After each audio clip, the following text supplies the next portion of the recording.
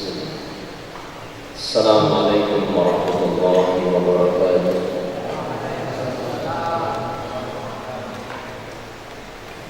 Alhamdulillahirabbil alamin wal 'aqibatu lil muttaqin wala 'udwana illa 'alal zalimin. Ashhadu an la ilaha illallah wahdahu la syarika lah wa ashhadu anna Muhammadan 'abduhu wa rasuluhu la nabiyya ba'dah. Allahumma salli wa sallim ala nabiyyina Muhammad wa ala alihi wa ashabihi wa man sara ala nahjihi wastanna bisunnatihi ila yaumiddin. Allahumma 'allimna ma yanfa'una wanfa'na bima 'allamtana wa zidna 'ilma. Allahumma arinal haqqa haqqan warzuqna ittiba'a wa arinal batila batila warzuqna ijtinaba. Allahumma ij'alna hudatan muhtadin ila siratikal mustaqim. Subhanaka la ilma lana illa ma 'allamtana innaka antal alimul hakim. Amma ba'd. Ayyuhat talabah, para santri sekalian yang semoga senantiasa dirahmati Allah Subhanahu wa taala. Tidak lupa pendengar Radio Majas dan juga pemirsa Majas TV yang semoga senantiasa dirahmati Allah Subhanahu wa taala. Rahimani wa rahimakumullah wa azani Allah wa iyyakum wa wafaqani Allah wa iyyakum lima yuhibbuhu wa yardah. Telah kita jelaskan pada pertemuan yang telah lalu tentang sebab-sebab penyakit hati dan juga racun-racun hati, yang mana barang siapa yang melakukan hal-hal yang bisa menjadikan hati berpenyakit atau bahkan melakukan mengkonsumsi racun-racun hati yang sudah dibahas, maka itu akan menjadikan hati menjadi sakit. Bahkan hati pun akan menjadi mati secara perlahan-lahan. Nas'alullah salmahal afiyah. Dan ketika seseorang hatinya telah mati, ayyuhal ikhwah, maka sebagaimana kita tahu, anggota badan yang telah mati tidak mampu membedakan manakah hal-hal yang baik dan mana yang tidak baik, manakah hal-hal yang bermanfaat dan yang tidak bermanfaat. Demikian juga hati yang telah mati tidak mampu membedakan dan merasakan manakah perkara-perkara yang bermanfaat baginya dan manakah perkara yang tidak bermanfaat. Bahkan tidak bisa membedakan manakah hal-hal yang membahayakan bagi dirinya ataupun hal-hal yang berguna untuk dirinya. Maka setelah kita membahas tentang sebab-sebab matinya hati atau racun-racun hati, kita akan masuk pada poin berikutnya adalah asbabu hayatil qalbi wa aghdiyatuhun nafi'ah. Sebab-sebab, faktor-faktor kehidupan hati dan makanan-makanan hati yang bermanfaat. Akan tetapi sebelum kita sambung pada bab ini, sedikit kita murajaah. Al-ilmu bil murajaah. Alaysa kadzalik? Bala. Ilmu itu dengan di murajaah. Sebutkan 4 racun hati. 4 racun hati. B4. Ya. Siapa yang hafal 4 racun hati tanpa melihat buku? Angkat tangan. B4, disingkat B4. Ada yang hafal? Fadhal. Fudulul kalam, fudulul nazar, fudulul ta'am, fudulul mukhalatah. Ahsantum barakallahu fiik. Bisa disingkat 4B. Banyak fudulul kalam, banyak bicara yang tidak dikontrol. 2, banyak melihat yang haram. 3, banyak makan. 4, banyak bergaul, terlalu banyak bergaul. 4B. Ya. Pada masing-masing poin ini memiliki sisi-sisi yang berbahaya. Banyak berbicara, banyak sekali bahaya dari banyak bicara. Jangankan bicara yang tidak dikontrol. Ya. Orang yang dikontrol, berhati-hati berbicara saja bisa tergelincir lisannya. Apalagi orang yang berbicara tidak pernah dikontrol lisannya, tidak pernah dikendalikan, asal ngomong. Ya, orang Jawa bilang ceplos sana, ceplos sini, jeplak sana, jeplak sini, kan gitu ya. Maka orang yang seperti itu sangat mungkin sekali terjerumus ke dalam kesalahan dalam bicara. Dan Rasulullah SAW juga pernah menyebutkan dalam sebuah hadis, seseorang bisa jadi mengucapkan satu patah kata tanpa disadari, satu patah kata itu menjerumuskan ke dalam neraka. Kemudian yang kedua apa? Banyak melihat yang haram, banyak memandang yang diharamkan oleh Allah Subhanahu wa ta'ala. Pandangan yang haram itu bisa meracuni hati, bahkan hati menjadi mati dengan sebab pandangan yang haram. Kemudian apa? Fudulut ta'am, banyak makan. Orang yang banyak makan berarti tidak bisa mengendalikan nafsunya perut. Dan ketika seorang tidak bisa mengendalikan nafsunya perut, maka nanti tidak akan bisa mengendalikan nafsunya barang yang di bawah perut. Ya. Barang yang di bawah perut. Itulah dia. Makanya sampai-sampai Rasulullah SAW berani memberikan jaminan. Ya, Rasulullah SAW berani memberikan jaminan surga bagi orang yang bisa menahan apa? 2 hal. Yang satu, apa yang di antara 2 rahangnya, yaitu mulut. Yang kedua, apa yang ada di antara 2 pahanya. Dan apa yang ada di 2 paha ini, di antara 2 paha ini mengikuti yang di atasnya. Apa itu? Perut, gitu ya. Dan itulah kesalahan yang pertama kali, perbuatan salah yang pertama kali dilakukan Mbah Adam dan Hawa apa? Masih ingat kisahnya? Bukan mata, bukan telinga, dan bukan kaki.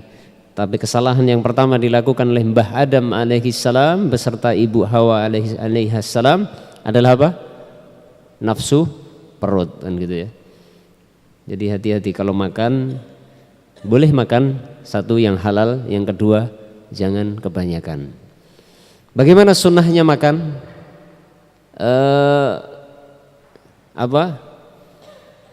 Cara makan yang baik yang diajarkan Rasulullah bagaimana? Siapa yang ingat? Pola makan yang baik yang diajarkan Rasulullah SAW. Siapa yang bisa sebutkan? Pola makan yang baik. Siapa yang hafal hadisnya? Ya, fadhal. Siapa yang hafal? Sulusun li ta'ami wa sulusun li syarabi wa sulusun li nafasi. Sepertiga untuk makanan, sepertiga untuk air, sepertiga untuk udara. Itulah pola makan yang diajarkan Rasulullah SAW. Kemudian berikutnya adalah fudulul mukhalatah, banyak bergaul. Banyak bergaul. Siapa yang bisa sebutkan satu hadis saja? Satu hadis yang menyebutkan bagaimana kita bergaul, atau Rasulullah SAW mengajarkan satu hadis, mengajarkan konsep seorang muslim di dalam bergaul. Siapa yang bisa sebutkan hadis tersebut? Terserah mau milih hadis yang mana, yang penting satu hadis, ada yang panjang ada yang pendek.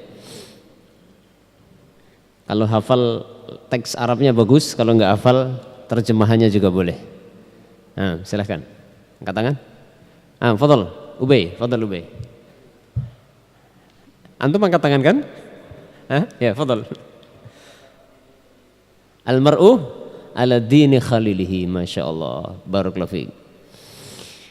Al-mar'u ala dini khalilihi, seseorang itu agamanya tergantung temannya.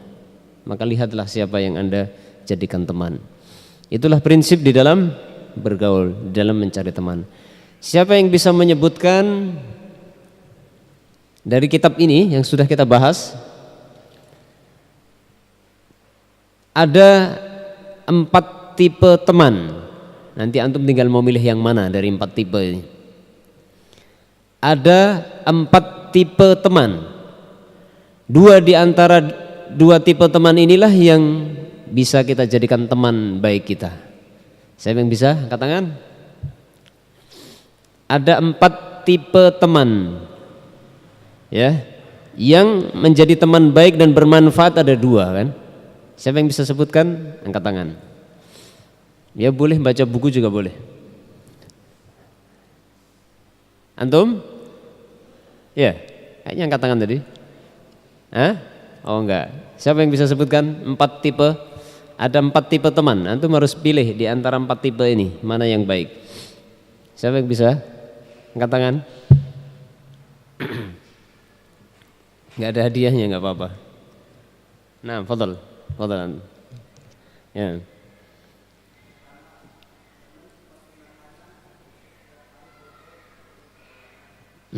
Yang pertama, tipe teman yang pertama adalah teman itu seperti makanan yang selalu dibutuhkan setiap hari. Kita butuhkan ketika lapar gitu. Siapa dia? Ulama. Taib. Yang kedua,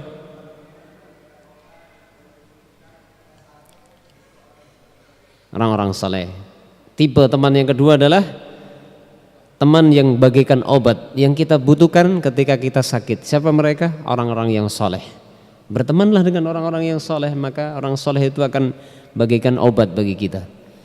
Tapi kalau kita memiliki teman yang lain yang tidak soleh, itu berbahaya. Nah, terus yang ketiga, teman yang bagaikan penyakit. Jadi ada tipe teman seperti penyakit. Siapa mereka? Ahli maksiat. Kalau antum dekat-dekat dengan teman model yang ketiga ini, antum bisa berpenyakit, bisa kena penyakit, ya kan? Ketularan penyakitnya, penyakit apa? Maksiat. Dan penyakit maksiat ini adalah merusak hati, bisa menjadikan hati sakit, bahkan akan menjadikan hati itu mati. Ya, seperti perkataan Ibnul Mubarak. Siapa yang bisa hafal perkataan Ibnu Mubarak tentang dosa-dosa itu bisa mematikan hati? Bahasa Arab. Siapa angkat tangan? Dulu kayaknya ada yang hafal ya. Perkataan Al-Imam Ibnul Mubarak yang menyebutkan dosa-dosa itu bisa mematikan hati. Siapa yang hafal teks Arabnya? Silahkan, jangan malu-malu. Innallaha la yastahi minal haq. Allah tidak malu terhadap kebenaran. Angkat tangan yang hafal. Ayo, antum, jangan malu-malu, angkat tangan.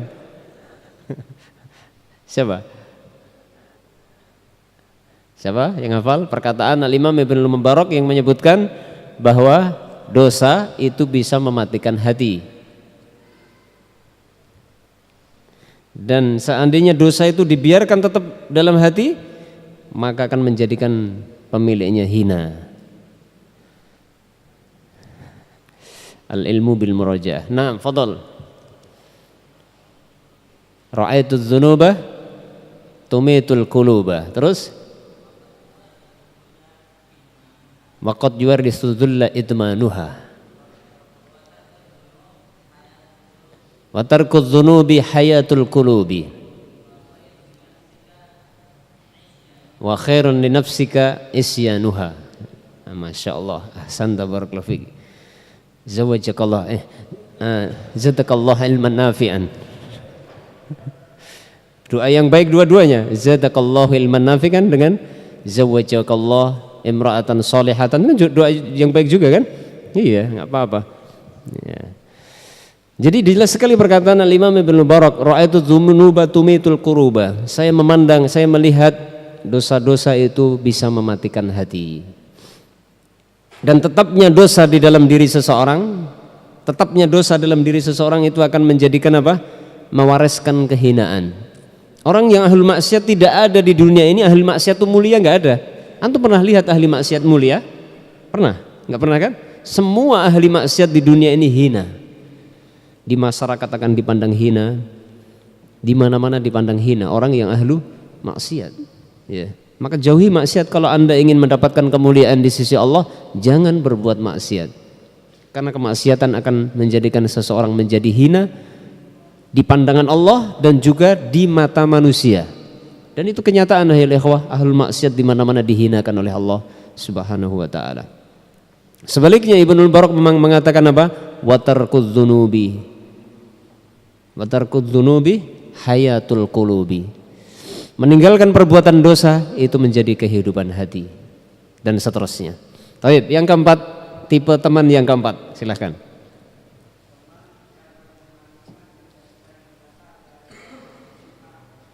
Teman yang jika dijadikan teman itu akan membuat orang celaka, binasa. Siapa dia? Ahlul bid'ah, orang-orang yang memiliki penyimpangan dalam pemahaman agama itu berbahaya. Ya. Di sana sudah pernah saya sampaikan perkataan para ulama, bagaimana para ulama mengingatkan kita jangan berdekat-dekat dengan orang yang memiliki penyimpangan dalam agama. Sudah kita contohkan beberapa perkataan Sufyan Ats-Tsauri dan yang lain, bagaimana tegasnya mereka tidak mau mendengarkan ucapan orang-orang yang menyimpang. Taib. Itu kurang lebih ayyuhal ikhwah yang sudah kita kaji pada pertemuan yang telah lalu tentang sebab-sebab kematian hati atau racun-racun hati. Maka tibalah saatnya kita membahas tentang asbabu hayatil qalbi wa aghdhiyatuhu nafi'ah, faktor-faktor kehidupan hati dan makanan hati yang bermanfaat. Ayyuhal ikhwah a'azakumullahu jami'an. Saya ingatkan antum firman Allah Subhanahu wa taala di dalam surah Al-Anfal, ya, ya ayyuhalladzina amanu stajibu lillahi walir rasuli idza da'akum lima yuhyikum wa'lamu annallaha yahulu bainal mar'i wa qalbihi wa annahu ilaihi tuhsyarun. Dalam surat Al-Anfal ayat 24, Allah mengingatkan, wahai orang-orang yang beriman, penuhilah panggilan-panggilan Allah dan Rasulnya ketika Allah dan Rasulnya menyeru kalian kepada satu perkara yang bisa mengantarkan kepada kehidupan hati kalian. Dan ketahuilah sesungguhnya Allah Subhanahu wa ta'ala itu mampu menghalang-halangi antara diri seseorang dengan hatinya. Wa annahu ilaihi tuhsyarun, dan sesungguhnya seseorang itu akan dikembalikan kepada Allah. Di dalam ayat ini ayyuhal ikhwah mengingatkan kepada kita bahwa yang menguasai hati manusia itu adalah Allah. Ya. Yang menguasai hati manusia siapa? Allah Subhanahu wa taala. Allah yang menciptakan hati kita dan dialah yang menguasai hati tersebut. Dia mampu membolak-balikkan hati manusia. Dia mampu menjadikan hati manusia menjadi hidup atau menjadi mati. Maka seseorang yang ingin memiliki hati yang hidup, maka hendaknya dia mengikuti jalan kehidupan hati yang Allah telah tetapkan. Maka pasti dijamin seseorang akan memiliki kehidupan hati. Sebaliknya, seseorang yang menginginkan kehidupan hati tapi dia tidak mau mengikuti jalan kehidupan hati yang ditetapkan oleh Allah, sang pencipta hati dan sang pengatur hati yang menguasai hati, maka walaupun dia berjuang mengorbankan segala apa yang dimiliki untuk meraih kehidupan hati, maka tidak akan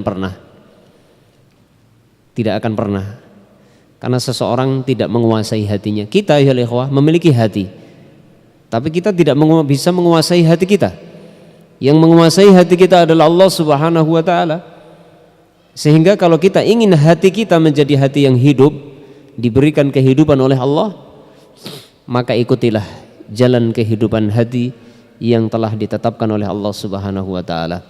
Lalu pertanyaannya adalah, apakah jalan kehidupan hati itu? Jalan kehidupan hati adalah ta'atu lillahi walirrasulihi. Ketaatan kepada Allah dan Rasulnya adalah jalan kehidupan hati. Dalilnya adalah ayat tadi. Allah Subhanahu wa ta'ala mengatakan apa? Ya ayyuhalladzina amanu stajibu lillahi walirrasuli idza da'akum lima yuhyikum. Wahai orang-orang yang beriman, penuhilah panggilan Allah dan Rasulnya ketika Allah dan Rasulnya mengajak kalian, menyeru kalian untuk menuju satu jalan yang akan menjadikan hidup hati kalian. Ya. Apakah yang diserukan oleh Allah dan Rasulnya? Ketaatan kepadanya. Allah Subhanahu wa ta'ala mengatakan di dalam Al-Quran dalam ayat yang lain, famanittaba'a hudaya fala yadhillu wala yashqa. Barang siapa yang mau mengikuti petunjukku, kata Allah, maka tidak akan pernah sesat dan tidak akan pernah celaka. Sebaliknya Allah Subhanahu wa ta'ala mengancam, waman a'rada an dzikri fa inna lahu ma'isyatan dhanka. Sebaliknya barang siapa yang berpaling dari petunjukku, kata Allah, maka dia pantas untuk mendapatkan kehidupan yang sengsara. Bahkan dia wa yaumal qiyamati, di hari kiamat apa? Akan dikumpulkan dalam kondisi apa? Buta. Di hari kiamat akan dikumpulkan dalam kondisi buta. Yang dimaksud adalah buta hatinya, tidak bisa melihat. Itulah kurang lebih banyak sekali ayat-ayat di dalam Al-Quran yang mengisyaratkan kepada kita bahwasanya asbab hayatul qalbi, sebab-sebab yang menjadikan seseorang bisa meraih kehidupan hati itu adalah ketaatan kepada Allah. Di sini saya bacakan teks yang disebutkan dalam kitab ini. Yang punya kitabnya silahkan disimak. Apa kata penulis? Qala al-musannif rahimallah, i'lam anna ta'ati lazimatun li hayati qalbil abdi. Ketahuilah sesungguhnya ketaatan itu adalah lazimatun li hayatil qalbi, adalah satu keharusan yang dibutuhkan bagi kehidupan hati seorang hamba. Lazimah, satu keharusan, tidak bisa tidak. Ya, ketaatan itu adalah lazimatun li hayati qalbil abdi. Ketaatan itu adalah merupakan satu hal yang harus dimiliki bagi kehidupan hati seorang hamba. Luzumat ta'ami wasyarabi li hayatil jasadi, bagaikan kebutuhan yang harus berupa makan dan minum untuk kehidupan jasad. Ya, beliau membuat satu ilustrasi di sini dalam rangka mendekatkan pemahaman kita. Beliau membandingkan kehidupan hati seperti kehidupan jasad. Ya, kita lihat jasad kita bisa hidup.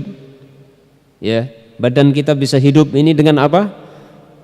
Dengan makan dan minum, ya kan? Orang tidak makan, tidak minum bisa mati. Demikian juga hati manusia itu membutuhkan makan dan minum. Ketika hati manusia tidak diberikan makanan dan minuman, maka akan mati. Ya, akan menjadi mati. Dan makanan minuman yang dibutuhkan oleh hati itu adalah ketaatan. Ketaatan kepada Allah dan Rasulnya. Sebaliknya wa jami'ul ma'asi bimathabatil at'imatil masmumah. Sebaliknya seluruh perbuatan dosa, maksiat itu adalah bagaikan makanan-makanan beracun. Allati tufsidul qalba wal walabud. Makanan-makanan beracun yang akan merusak hati, wala budda, dan pasti. Ya, beliau membuat perumpamaan perbuatan maksiat bagaikan racun, makanan beracun. Ya, kalau kita makan makanan yang beracun, apa yang terjadi? akan rusak organ-organ dalam tubuh kita ini dan akhirnya akan mati. Maka begitulah perbuatan maksiat, karena secara umum perbuatan maksiat adalah ibaratnya at'imah al-masmumah, makanan yang beracun. Wal abdu muhtajun ila ibadati rabbih azza wa jalla, dan setiap hamba itu butuh untuk beribadah kepada Rabbnya azza wa jalla. Ibadah, ketaatan kepada Allah itu adalah ibadah, seperti dikatakan oleh Al-Imam Ibnu Taimiyah ketika beliau menyebutkan tentang hakikat ibadah, al-ibadatu hiya at-ta'ah, ibadah itu adalah ketaatan. Dan setiap orang butuh untuk beribadah kepada Allah. Kita butuh taat kepada Allah ya ikhwah. Jadi bukan Allah butuh ditaati, bukan, tapi kita butuh taat kepada Allah. Jadi harus kita tanamkan dalam diri kita bahwa diri kita ini butuh taat kepada Allah. Karena dengan taat kepada Allah ini hati kita akan menjadi hidup. Siapa yang tidak menginginkan hidup hatinya? Maka barang siapa yang ingin hidup hatinya, konsumsilah makanan berupa al-ibadatu lillahi subhanahu wa ta'ala, menjalankan berbagai ketaatan ibadah kepada Allah subhanahu wa ta'ala. Fakirun ilaihi faqran datiyan, seorang hamba atau setiap hamba itu fakirun ilaihi, sangat butuh kepada Allah, faqran datiyan, dengan kebutuhan yang pasti. Wa kama ya'khudul abdu bil asbabi li hayati jasadi minal mudawamati ala tanawulil aghdhiyatin nafi'ah fi awqatin mutaqaribah, wa idza tabayyana lahu annahu tanawala ta'aman masmuman an tariqil khata' asra'a fi takhlisi jasadihi minal akhlaqir radi'ah. Kata penulis, siapa penulis kitab ini? Dr. Ahmad Farid. Sebagaimana setiap hamba itu ya'khudhu bil asbab, selalu mengambil sebab-sebab untuk kehidupan jasmaninya, minal mudawamati, secara langgeng, ala tanawulil aghdhiyatin nafi'ah, untuk terus untuk mengambil makanan-makanan yang bermanfaat di waktu-waktu yang berdekatan. Ya, antum lihat ya ikhwah, ketika kita makan, jarak kita makan dan minum itu satu dengan yang lain berdekatan. Ya, ini menunjukkan kebutuhan jasmani kita terhadap asupan makanan itu cepat. Contoh, antum sehari semalam minum berapa kali? Sekarang kita minum, dalam waktu berapa jam kemudian kita akan merasa haus. Jadi kehidupan jasad kita ini membutuhkan asupan makanan begitu cepatnya. Mutaqaribah di sini dikatakan fi awqatin mutaqaribah. Ya, makan sebentar ya kan? Makan sebentar baru duduk beberapa menit tiba-tiba perutnya lapar lagi kan gitu. Apalagi musim dingin. Ya. Apalagi antum tidurnya di lantai. Ya. Apalagi suka belajar. Peras otak kan? Jadi kadang-kadang kerjanya otak itu lebih cepat membutuhkan asupan makanan. Kerjanya otak lebih berat dari kerjanya apa? Anggota badan yang lain. Sehingga wajar kalau santri cepat lapar gitu ya. Ya, bagus itu, karena itu apa? Pertanda normal gitu ya. Tapi hati-hati jangan kebablasan. Baik, seperti itulah. Ya. Dan jika wa idza tabayyana lahu annahu tanawala ta'aman masmuman an tariqil khata' asra'a fi takhlisi jasadihi minal akhlaqir radi'ah. Dan jika telah menjadi jelas baginya bahwasanya dia telah mengambil atau telah memakan makanan-makanan yang beracun an tariqil khata', melalui jalan yang salah, ya. Jadi sadar gitu maksudnya. Ternyata ada di antara makanan yang dimakan ini ternyata apa? Ini adalah makanan yang beracun. Dengan jalan yang salah, maka asra'a fi takhlisi jasadi minal akhlaqir radi'ah, maka dia akan begitu cepat untuk membersihkan badannya dari apa? Dari campuran-campuran yang berbahaya itu. Jadi misalkan, jadi manusia ini kan kebutuhan terhadap makan itu kan cepat. Asupan makan dan minum cepat kita butuhkan. Karena fisik selalu metabolisme dalam tubuh ini kan bekerja terus. Ya. Jantung bekerja jantung bekerja dipompa oleh paru-paru yang memasukkan udara, oksigen masuk ke dalam jantung. Jantung ini bekerja mendorong, memompa darah. Darah ini beredar di seluruh tubuh, ini menyebarkan zat-zat makanan. Masih ingat kan pelajaran IPA, masih ingat kan seperti itu kira-kira ya? Ya. Jadi darah ini memompa jantung ini memompa darah. Jadi jangan dikira dedut gitu jantung antum itu hanya main-main begitu.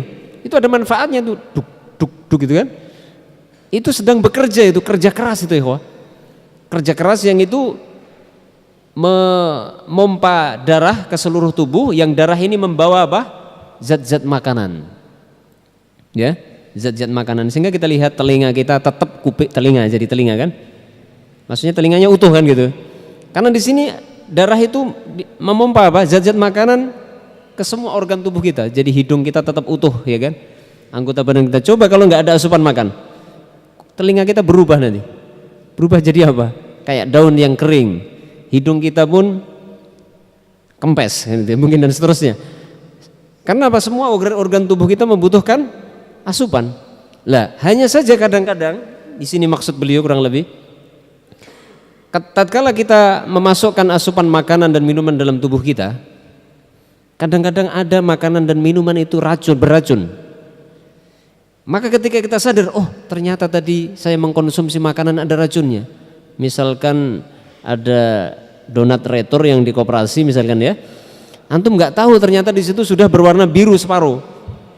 Jamur ini kan beracun, antum telan, glegeen, kok saya glegeen gak berhenti habis makan donat. Diminumi tambah mual, pusing kepalanya. Apa yang terjadi ini? Antum berpikir kan, ini pasti ada yang gak beres dengan donat tadi. Antum sadar, antum telah memakan makanan yang ternyata ada kandungan racun. Apa yang antum lakukan? Antum akan berusaha bagaimana membersihkan racun-racun itu. Kan begitu ya? Akhlas asra'a fi takhlisi jasadihi minal akhlatir radiyah. Jadi akan begitu bergerak cepat untuk apa? Menyelamatkan badan kita, membersihkan badan kita dari tercampur hal-hal yang radiah, yaitu hal-hal yang hina tadi, maksudnya racun-racun tadi. Maka ayyuhal ikhwah, kalau perhatian kita kepada jasad kita demikian, bagaimana dengan hati? Beliau mengatakan, fahayatu qalbil abdi aula bil ihtimami min jasadi. Ada 2 poin yang disebutkan oleh penulis ini ketika beliau membandingkan antara makanan, asupan untuk jasmani dengan asupan untuk hati. Ketika seseorang sadar tubuhnya membutuhkan makanan dan minuman, dia akan mencari makan dan minuman untuk tubuhnya. Dan pasti akan mencari yang bermanfaat, makanan yang bermanfaat. Akan tetapi ketika didapatkan ada makanan-makanan yang justru membahayakan, dia akan berusaha hilangkan. Makanya sekarang muncul pengobatan herbal. Di sana bermunculan di sana sini ada obat-obat herbal yang konon katanya orang yang mengkonsumsi herbal tertentu itu bisa akan terjadi proses dalam tubuh itu, istilahnya gimana? Siapa yang tahu? Yang itu adalah proses alami yang akan mengeluarkan racun dari dalam tubuh. Misal ada sebuah brosur yang kita baca, manfaat dari habbatus sauda misalkan ya. Orang yang mengkonsumsi habbatus sauda secara rutin, maka racun-racun dalam tubuhnya kan keluar melalui keringat, melalui kotoran dan seterusnya, kan begitu ya. Muncul penemuan ilmiah seperti itu. Ini menunjukkan bahwasanya manusia ini menginginkan jasadnya ini bersih dari asupan makanan yang berbahaya, beracun. Maka kata beliau, kehidupan hati seorang hamba itu lebih penting untuk diperhatikan daripada jasad. Kalau antum tidak mau makanan yang antum makan itu tercampuri racun, maka demikian juga makanan untuk hati kita, tentunya kita tidak mau tercampur dengan racun. Apakah makanan hati kita? Ketaatan kepada Allah. Sehingga seorang mukmin tidak menginginkan ketaatannya ini dicampuri, terkontaminasi dengan perbuatan maksiat. Karena perbuatan maksiat itu racun bagi hati. Kata beliau, fa in kanat hayatul jasadi tu'ahhiluhu lima'ishatin ghairi munghisatin bil marati fid dunya. Maka jika seandainya kehidupan jasad manusia tu'ahiluhu lima'isyatin ghair munghishah, yaitu seseorang akan berusaha untuk menjadi orang yang ahli untuk memberikan kehidupan yang ghair munghishah, yang tidak membahayakan bagi jasad dengan adanya penyakit duniawi, maka kata beliau fahayatul qalbi tu'ahiluhu lihayatin thayyibah fid dunya wa sa'adatin ghairu mahdudah fil akhirah. Maka demikian kehidupan hati juga. Kehidupan hati mestinya menjadi tu'ahiluhu, menjadi perhatian khusus bagi seseorang agar hati itu mendapatkan kehidupan yang baik di dunia, wa sa'adatin ghairi mahdudah fil akhirah, dan mendapatkan kebahagiaan yang tidak terbatas di akhirat. Jadi tentunya orang yang cerdas ayuhal ikhwah bukan hanya memperhatikan kebutuhan asupan untuk jasmani, akan tetapi membutuhkan asupan untuk kehidupan hati. Kemudian beliau juga mengatakan wa kadzalika mautul jasad yaqta'uhu anid dunya. Dan demikianlah kematian jasad itu memisahkan dari dunia. Maka wa mautul qalbi tabqa alamuhu abadul abad. Jadi orang yang mati jasadnya, apa dampaknya? Pisah dengan kehidupan dunia. Jasadnya pisah, jasadnya lepas rohnya berpisah. Jadi seseorang yang mati itu pisah dengan kehidupan dunia. Akan tetapi mautul qalbi tabqa alamuhu abadul abad. Salah harakat ini. Wa mautul qalbi tabqa alamuhu abadal abad. Kalau kematian jasad itu memutuskan dari kehidupan dunia, akan tetapi kematian hati itu akan rasa sakitnya itu akan terus abadal abad. Mana abadal abad? Selama-lamanya. Jadi kalau orang hatinya mati, nasallallahu salamul afiyah, hatinya mati, menghadap kepada Allah Subhanahu wa taala dalam kondisi membawa hati yang mati, maka dia akan merasakan penderitaan hati tersebut selama-lamanya, tidak ada ujung akhirnya. Tidak ada ujung akhirnya. Akan tetapi ahli ikhwah, kebanyakan orang menangisi kerabatnya yang mati jasadnya, dan tidak menangisi kerabatnya yang telah mati hatinya. Kita punya kerabat meninggal dunia, kita menangis, kan gitu ya. Tapi pernahkah kita menangis kalau ada kerabat kita yang mati hatinya? Kebanyakan orang akan menangisi kekasihnya, orang yang dicintainya meninggal dunia, tapi tidak menangisi tatkala telah meninggal hatinya. Inilah ungkapan salah seorang salihin dari kalangan salaf yang mengatakan, ya ajaban minan nasi yabkuna ala man mata jasaduh wa la yabkuna ala man mata qalbuh wa huwa asyaddu. Aduhai, alangkah mengherankan, alangkah mengherankan apa yang ada pada manusia. Mereka menangisi orang yang telah mati jasadnya, akan tetapi mereka tidak pernah menangisi orang yang mati hatinya. Wa huwa asyaddu, sementara kematian hati itu lebih berbahaya. Inilah kebanyakan orang, Maka ayyuhal ikhwah, kalau kita melihat ada saudara kita sakit, kita bersedih, kan? Ya atau tidak? Bersedih. Yang mana kesedihan kita ini mendorong kita untuk mencarikan obat untuk saudara kita. Bahkan banyak orang yang rela berkorban untuk saudaranya, dia sumbangkan hartanya untuk membeli obat atau untuk berobat saudaranya. Dicarikan obat ke sana kemari, rela kita. Akan tetapi, apakah kita pernah perhatikan saudara-saudara kita yang hatinya telah mati? Pernahkah kita mencarikan obat untuk mereka? Atau kita biarkan mereka mati hatinya? Atau kita nimbrung bersama mereka, mari kita sama-sama mati? Kan tidak begitu. Kalau kita lihat dengan mata kepala, ada saudara kita yang sakit, kan gak mungkin kita akan ikut sakit, Yang kita lakukan adalah bagaimana agar mengobati penyakit saudara kita. Paham? Tidak ada ceritanya, aduh sayang kamu sakit ya, sudahlah saya ikut sakit sajalah bersama kamu. Aduh sayang kamu mau mati, aku ikut mati bersamamu. Kan gak ada begitu. Pasti akan mencari obat. Ya apa tidak? Cari obat. Bahkan yang sudah sakitnya parah dibawa ke rumah sakit sana, rumah sakit sini, dibawa keliling dunia kalau perlu, itu pun akan dilakukan demi cintanya kepada sang saudara tersebut. Ya. Jadi rasa cinta kita kepada saudara kita yang sakit jasmaninya mendorong kita untuk apa? Mengobatinya. Ya, bukan kita ikut-ikutan nimbrung sakit atau ikut-ikutan nimbrung mati sekalian. Maka sebaliknya ayyuhal ikhwah. Sebaliknya tatkala kita memiliki saudara, teman-teman kita, orang-orang yang kita cintai dari kalangan kaum muslimin, ada indikasi hatinya berpenyakit atau bahkan sudah diambang kematian hatinya, apa yang antum lakukan? Apa yang kita lakukan? Segera tolong saudara kita itu. Dan cukuplah kita mengingat sabda Nabi SAW, la yu'minu ahadukum hatta yuhibba li akhihi ma yuhibbu li nafsi. Ingat hadis ini ayuhal ikhwah.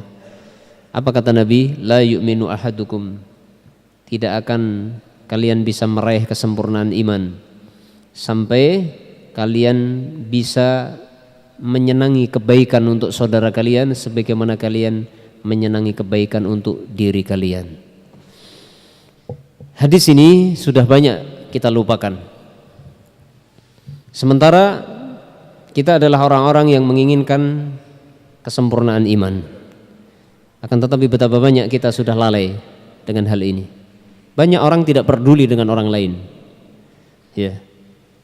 Banyak orang tidak peduli dengan lingkungan. Banyak orang cuek bebek dengan orang di kanan kirinya yang terjerumus ke dalam berbagai macam dosa dan maksiat. Yang lebih disayangkan lagi, bukan hanya tidak peduli, tapi dia terlalu peduli sehingga nimbrung ikut melakukan perbuatan dosa dan maksiat. Ya, maka tentunya ini lebih menyedihkan lagi ayuhal ikhwah. Dan konsekuensi dari sabda Nabi SAW, la yu'minu ahadukum hatta yuhibba li akhihi ma yuhibbu li nafsi. Apa?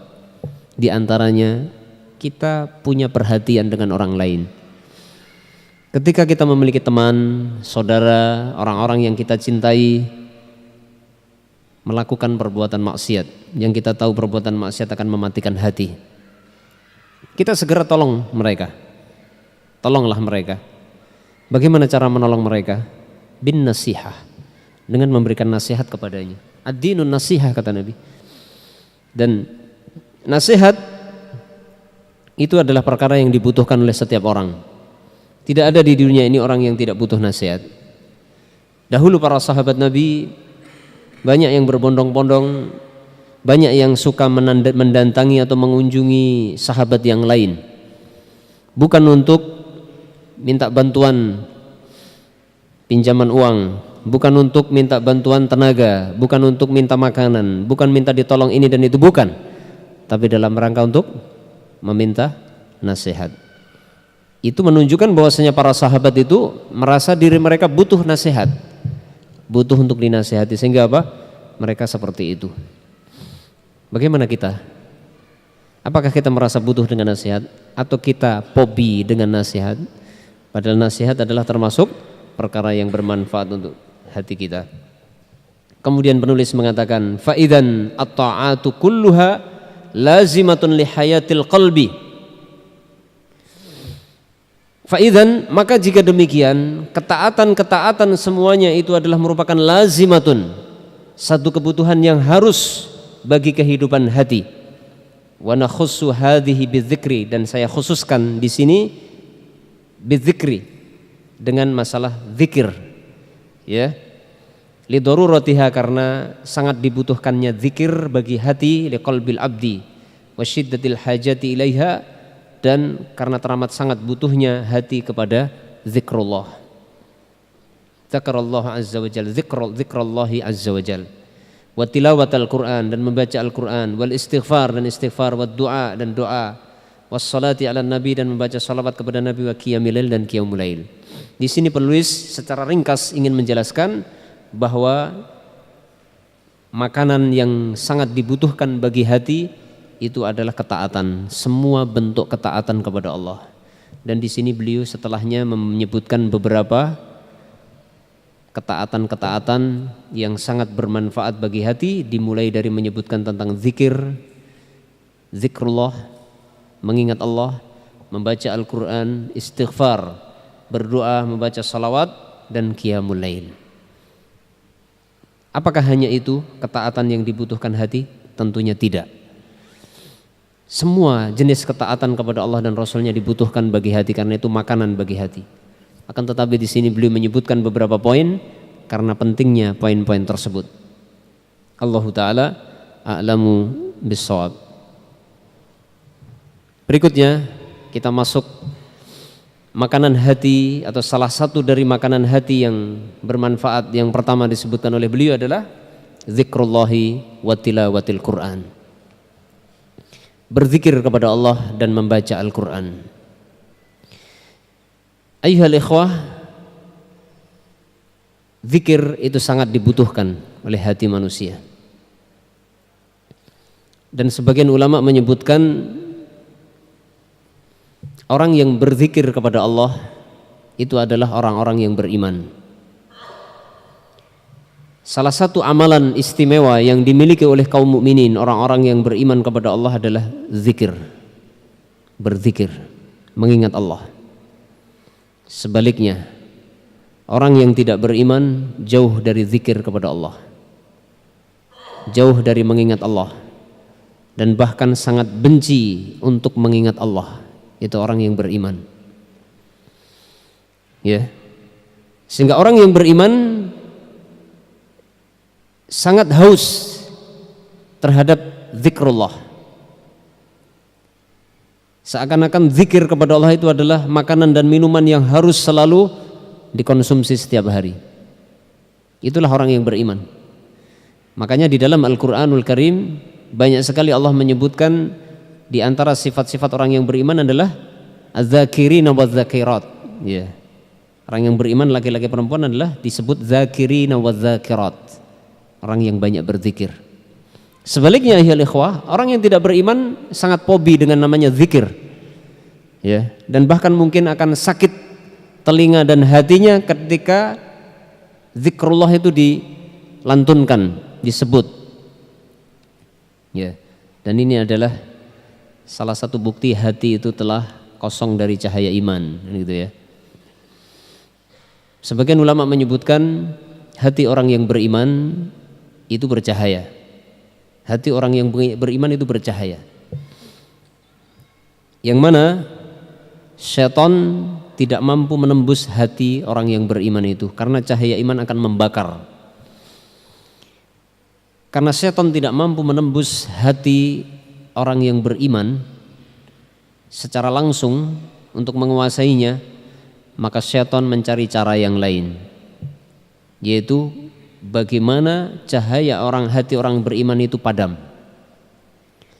Bagaimana setan memadamkan cahaya hati orang yang beriman untuk nanti bisa ditembus hati tersebut, bahkan dijadikan rumah tempat tinggalnya.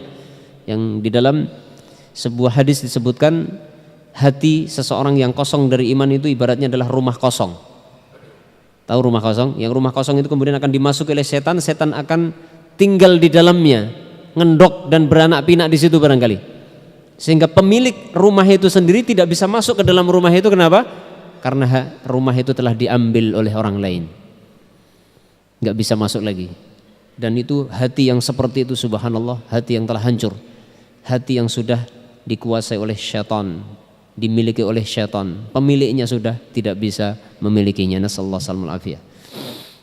Akan tetapi orang yang beriman, hati itu bercahaya, tidak mampu ditembus oleh syaitan. Maka syaitan mencari cara agar hati tersebut bisa ditembus, maka caranya cahaya iman itu dipadamkan. Dengan cara apakah syaitan memadamkan cahaya iman dalam hati seseorang? Yaitu dengan al-ma'asi. Manusia diajak perlahan-lahan terjerumus ke dalam dosa dan maksiat. Ketika seseorang melakukan dosa, akan menjadi redup cahaya imannya. Semakin banyak melakukan dosa semakin redup. Ya. Semakin banyak melakukan dosa redup-redup dan nanti akan menjadi padamlah cahaya iman tersebut. Maka tatkala hati seseorang sudah tidak memiliki cahaya iman, pada waktu itu syaitan akan masuk ke dalamnya. Ya. Dan ketika hati seseorang sudah dimasuki oleh syaitan, tadi sudah saya sebutkan, manusia pemilik hati tersebut tidak bisa menguasai hati itu karena sudah diambil alih. Kepemilikannya sudah diambil alih oleh siapa? Syaitan tadi. Maka orang yang seperti ini sangat sulit untuk bisa berzikir kepada Allah. Sangat sulit bisa berzikir kepada Allah, apalagi membaca Al-Quran. Dan segala ketaatan kepada Allah tidak bisa dikerjakan. Ya. Tidak bisa dilakukan olehnya karena hatinya sudah diambil alih oleh syaitan. Sehingga orang yang memiliki hati yang seperti ini, apa yang terjadi? Ya, hatinya adalah hati syaitan. Hatinya adalah hati setan. Maka perbuatan-perbuatannya adalah sebagaimana perbuatan setan.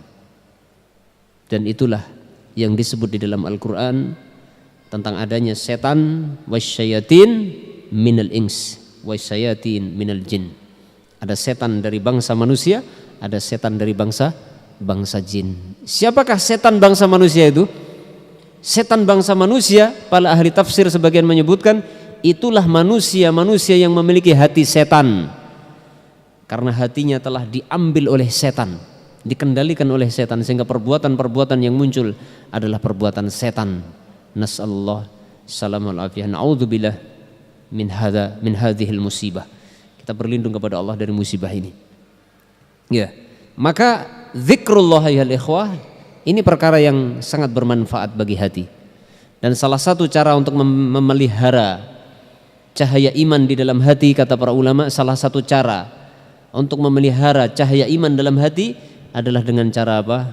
Melakukan ketaatan-ketaatan. Dan di antara bentuk ketaatan yang bermanfaat bagi hati, akan semakin menerangkan cahaya hati, cahaya iman, adalah zikrullah, berzikir kepada Allah. Syekhul Islam Ibnu Taimiyah dalam kitab antum, atau kita baca, penulis mengatakan, lihat kitab antum, wa daruratu dzikri lil qalbi, kama qala Syekhul Islam Ibnu Taimiyah rahimallahu taala qaddasallahu ruhahu. Kebutuhan terhadap zikir bagi hati adalah seperti yang diungkapkan Syekhul Islam, semoga Allah mensucikan ruh beliau. Apa kata Syekhul Islam? Perhatikan perkataan beliau. Az-zikru lil qalbi kal ma'i lis samak, fa kaifa yakunu halus samaki idza ukhrija minal ma'. Zikir bagi hati adalah bagaikan air bagi ikan. Maka bagaimana keadaan ikan jika dikeluarkan dari air? Subhanallah, ungkapan yang sangat bagus dari Syekhul Islam Ibnu Taimiyah. Dan ini fakta ya ikhwah. Kebutuhan hati kita terhadap zikrullah seperti kebutuhan ikan terhadap air. Ketika ikan dikeluarkan dari air, apa yang terjadi? Adakah di dunia ini ikan hidup jalan-jalan tanpa air? Tidak ada. Semua ikan hidup di dalam air. Maka zikrullah ini adalah kehidupan bagi hati, ibaratnya air yang menjadi penopang hidupnya hati kita. Maka jangan pernah kita kosong dari berzikir kepada Allah. Penuhilah hati kita dengan zikir kepada Allah di berbagai kondisi, di setiap keadaan, dimanapun kita berada. Ya, bahkan ada sebagian ulama yang menyebutkan salah satu majelis yang tidak diberkahi adalah majelis yang di dalamnya kosong dari zikir kepada Allah. Maka ketika antum membuat majelis di mana saja, majelis, tahu majelis? Tempat duduk bersama, itu majelis. Antum duduk di majelis sana, ngerombol di sana, ngerombol di sana, ngerombol di sana, jangan lupa zikrullah. Tapi kebanyakan kalau orang sudah ngerombol, sudah ngumpul dalam satu majelis, cerita apa yang ingin diceritakan biasanya terlewatkan, itu namanya zikrullah. Iya apa tidak? Iya. Apalagi kalau majelisnya adalah majelis qurratul qadam, itu sudah biasanya nggak ada zikrullah lagi. Yang ada adalah teriakan, ayo tendang, wah kamu ini, komentar dan seterusnya. Zikrullahnya hilang. Coba kalau main bola sekarang pakai zikir, Allahu Akbar, del, ya, Subhanallah, kan gitu kan, diganti gitu kan. Tapi biasanya enggak. Kalau sudah main bola teriak nggak terkontrol, zikrullahnya tidak ada. Itu majelis berbahaya, itu qurratul qadam itu kalau antum nggak hati-hati. Belum lama saya ada kenalan seorang polisi, usianya baru sekitar 32, meninggal dunia di saat main bola. Badannya besar, badannya ikhwah, badannya besar sekali badannya. Istrinya pun seorang dokter, istrinya dokter, suaminya seorang polisi, badannya kekar. Saya kenal karena saya takziah juga. Meninggal dunia ketika sedang main bola. Hati-hati ya ikhwah.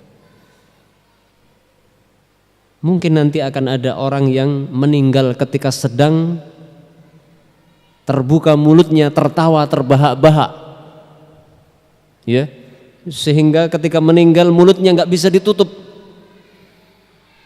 Atau bahkan mungkin ada orang meninggal dunia kelelekan gigi. Tahu kelelekan gigi nggak? Karena ketawa nggak habis-habis, giginya apa namanya? Lepas. Karena mungkin terjadi benturan antara gigi yang atas dengan yang bawah, akhirnya giginya lepas, ketelen, kemudian mati. Na'udzubillahi min dzalik. Nasallahu salmal afiyah. Jadi ayyuhal ikhwah, azani Allah wa iyyakum jami'an. Hidup di dunia hanya sekali, maka jangan bermain-main dengan perbuatan maksiat, ya. Zikrullah, dan para ulama menyebutkan banyak sekali manfaat dari zikir kepada Allah.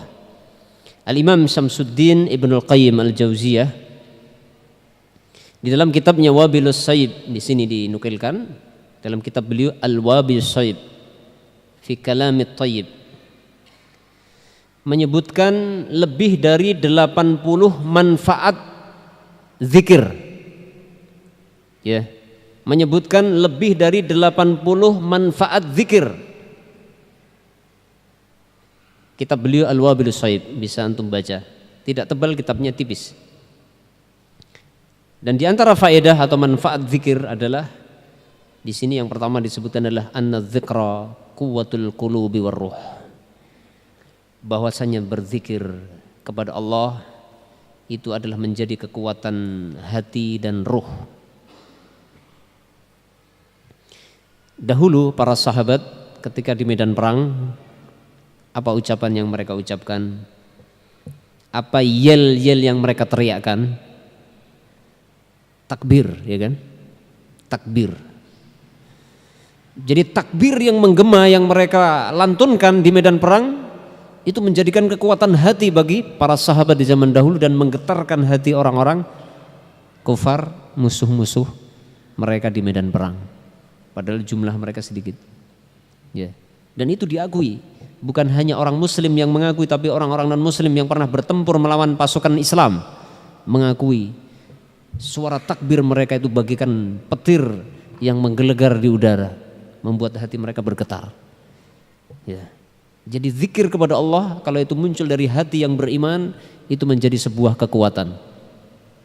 Dan itulah taufik dari Allah, pertolongan dari Allah bagi orang-orang yang mau berzikir kepadanya. Barangkali ya ikhwah, ini yang bisa disampaikan pada kesempatan sore ini. Kita sambung insyaallah pertemuan yang akan datang. Ada pertanyaan? Saya jawab. Ini ada satu pertanyaan. Biasanya pertanyaan banyak karena nggak dijawab sehingga kapok bertanya antum. Ya, alhamdulillah. Sekarang saya baca dulu pertanyaannya. Bismillahirrahmanirrahim. Barakallahu fiik ya Ustadz. Fiik barakallah. Ustadz, tolong nasihati kami. Betapa susahnya kami meninggalkan kebiasaan buruk dalam hal makan. Dalam hal makan. Kami telah terbiasa makan makanan sambil berjalan. Tolong nasihati kami agar kami bisa meninggalkan kebiasaan buruk ini. Atas jawabannya kami ucapkan jazakumullah khairan wa iyyakum. Saya teringat perkataan sebagian ulama yang menyebutkan di antara tanda ilmu yang bermanfaat. Di antara tanda ilmu yang bermanfaat itu adalah ilmu tersebut mampu merubah karakter buruk sebelumnya menjadi karakter yang baik. Silahkan kita koreksi diri kita masing-masing. Kita masing-masing punya karakter dan juga punya kebiasaan. Ada di antara orang itu memiliki karakter yang jelek, dan orang yang cerdas adalah orang yang mengetahui kelemahan dirinya. Orang yang cerdas adalah orang yang mengetahui kekurangan dalam dirinya. Salah satu tanda ilmu bermanfaat adalah ilmu itu mampu merubah karakter yang tidak baik menjadi baik. Contoh, orang yang mudah marah, dikit-dikit marah, ya, tersinggung dikit marah, mudah naik pitam, ya, misalkan. Ini karakter yang buruk. Akan tetapi setelah dia belajar, setelah hafal hadis Nabi SAW, ketika datang seorang sahabat meminta nasihat kepada Nabi, maka Nabi mengatakan, la taghdab, la taghdab, faraddada miraran, ya kan? Jangan marah, jangan marah, jangan marah. Setelah menghafal hadis ini dan faham kandungan makna hadis ini, kemudian berusaha, saya ini pemarah, saya ini mudah naik pitam, saya ini sensitif, mudah tersinggung. Tersinggung dikit saja marah saya, pengen pukul, pengen tendang dan sebagainya. Tapi setelah mendengarkan hadis Nabi, wasiat kepada sahabatnya, la taghdab, janganlah kamu marah, kemudian berubah. Ketika ada temannya yang bicara agak nyelekit, ditahan, ya, sabar. Ada lagi temannya nyeloteh, waduh, seperti petir menyambar mungkin, ya, sabar. Karena Nabi la taghdab. Bahkan ada temannya ngambil jatah makannya, makannya terlambat belakangan, satu nampan 5 orang, dia datang terakhir, tinggal 2 suap. Ini jatah saya? Iya, itu jatah orang yang terlambat, katanya. Ingin rasanya marah, tapi ingat hadis Nabi la taghdab, nggak jadi marah, ya sabar. Ini tanda ilmu bermanfaat, ya. Ada lagi orang yang mungkin punya karakter apa ya? Apa? Tomboy, apa itu namanya? Laki-laki yang suka itu melihat wanita yang tidak halal, nggak tahu namanya apa gitu. Jadi hobinya begitu, ngelihat sana, ngelihat sini, bukan untuk dinikahi, dilihat saja. Sudah kebiasaan menikmati hal itu.